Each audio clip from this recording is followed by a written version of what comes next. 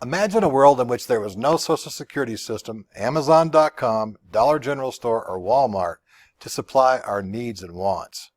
We would be totally dependent on ourselves, close family, and maybe friends for survival. Major factors in sustaining life for those who lived during the medieval era were weather, land and water resources, as well as the perceived will and benevolence of deities. For those who lived between 30 degrees north and 60 degrees north, the middle latitudes, the Earth's 23.5-degree tilt meant extreme changes in the seasons. For example, the spring brought warm, balmy weather in which rainfall ushered in budding fruit and greenery. Summer was the time to nurture crops and watch fruits ripen to harvest.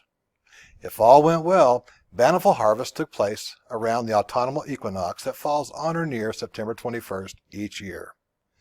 Still, we are left to wonder why the ancient Celts celebrated Samhain, an end-of-summer harvest festival, on October 31st and their New Year's on November 1st the next day.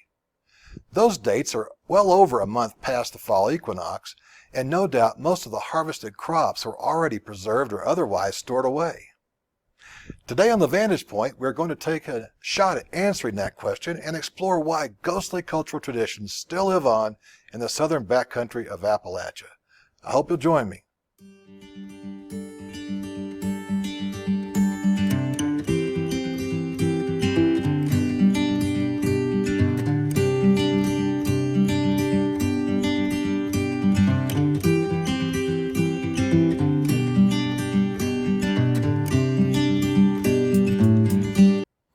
Let us ponder a geographic theory to explain the Celtic dates. As most school kids know, the autumnal equinox is a day in which there are equal amounts of daylight and darkness. As mentioned earlier, it occurs on or near September 21st each year.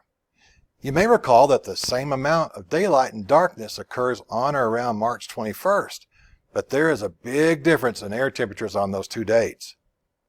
Because much of the sensible heat in the troposphere, the layer of atmosphere in which we live, is actually re-radiated long-wave radiation that the Earth and bodies of water had stored and converted from short-wave solar radiation. There is a time lag between the arrival and departure of seasons and solar angles associated with equinoxes and solstices. This means that even though the spring equinox has the same amount of daylight as the fall equinox, the weather is much warmer in late September than it is in late March. Consider that Dayton, Ohio averages around 51 degrees Fahrenheit for a high on March 21st, but its average high on September 21st is around 79 degrees. That 28-degree difference in mean high temperatures is easy to explain. Shortwave solar radiation is absorbed in soil, rocks, and water during the summer months, and it is slowly re-radiated back into the atmosphere as long-wave radiation. That energy keeps early fall temperatures pleasant. In the second half of fall, enough of the terrestrial and aquatic energy reserves have been lost to space, and the decreasing temperatures we feel make the reality of an approaching winter all too obvious. Mornings are frosty, and at elevation, snow is beginning to blanket the rocky outcrops and slopes. To the ancients, October 31st and November 1st marked a sensible transition from the life-supporting weather of the summer and fall to the deathly challenges of the depths and darkness of winter. When I lived in Scotland, I played golf well past 11 p.m. in the middle of summer, but in the midwinter, there was barely enough daylight to walk 18 holes, even if the weather permitted. As a people who were deeply connected to the natural world and its rhythms, it's highly probable that the date for Samhain and the Celtic New Year were tied to a sensible reality of the passage of the seasons of life into what they perceived to be the season of death.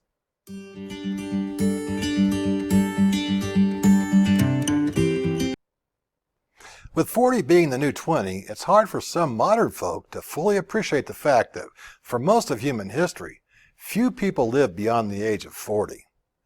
Outside of ancient Egypt, few cultures in the ancient world had embalming practices to keep corpses from swelling up and oozing gases and body fluids. The reality of death and physical consequences of a loved one's decomposition were constant reminders of one's own mortality. The Celts were simultaneously comforted and afraid of the transition to winter. Cold weather's threats to life and limb increased precipitously throughout the season, so it was a time in year in which beliefs about visits from deceased loved ones gave them some psychological comfort. The Celts specifically believed that the spirits of the dead were able to revisit the earth on the night before the new year.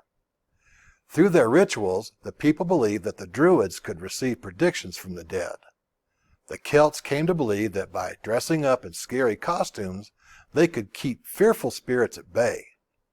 To commemorate the event, Druids built large bonfires around which people would gather. They placed crops and animals in the fire to be consumed as sacrifices to Celtic deities. During those celebrations, people wore animal hides and the skulls of beasts. They also attempted to make predictions for each other. At the end of the evening, the sacred bonfire was used to light torches that the Celts took home to spark fires on their own hearths. They believed that the sacred flames would invite good luck during the dark and cold winter months. By 43 AD, most of Celtic Europe, outside of Scotland, Ireland, and the Celtic fringes of Great Britain, were under Roman rule. Some scholars contend that the Roman festival of Feralia, which was also held in late October to commemorate the dead, was absorbed into Samhain. They could have shared similar origins. They also believed that a festival to honor Pomona, the Roman goddess of fruit and trees, influenced the tradition of bobbing apples.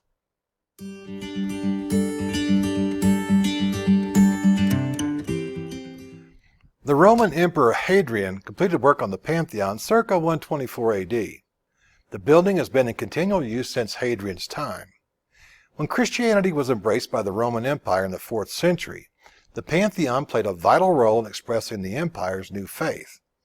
On May 13, 609, Pope Boniface IV dedicated the Pantheon to the honor of Christian martyrs, those who were killed for the faith. A century later, Pope Gregory III, who was born in Syria and the last pope born outside of Europe until Francis was elected in 2013, expanded the festival to include all saints as well as martyrs. He also changed the date of the observance from May 13th to November 1st, the Celtic New Year. In 1000 AD, about the time the Vikings landed in North America, the Roman Catholic Church named November 1st All Saints' Day or All Souls' Day. It was a day to honor the dead. It is believed by many that the Church was doing its best to supplant the Celtic festival of the dead, Samhain. The Church had made a similar move to supplant the Celtic solstice festival by setting December 25th as a day to observe Christmas. All Saints' Day was celebrated in a similar fashion as the Celtic festival of Samhain. The festivities included lighting large bonfires, dressing up as angels, devils, and saints, as well as taking part in parades. All Saints' Day was also called All Hallows, which in the Middle English was All Hallowmas. The night before All Hallows, the same day as the Celtic festival Samhain, was called All Hallows Eve. Eventually, with the evolution of the English language, All Hallows Eve became Halloween. Christianity's involvement with October 31st as an important date in salvation history did not stop with Roman Catholics.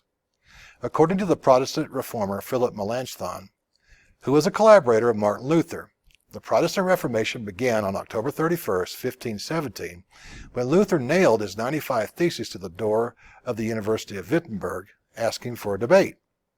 In some learned Protestant circles, October 31st is better known as Reformation Day, not Halloween. Although New England, with its fall colors, conjure up images of Halloween, English Puritans actually kept celebrations of the festival to a minimum. As a Catholic-friendly colony, Maryland was more receptive to recognizing the festivals. The southern backcountry of Appalachia was settled by Irish, Welsh, and English settlers from the Celtic fringes of Cornwall and the border country. They too were eager to keep their traditions alive. As alluded to earlier, the Romans never conquered Ireland or Scotland, and their imprint on Wales and Cornwall was limited.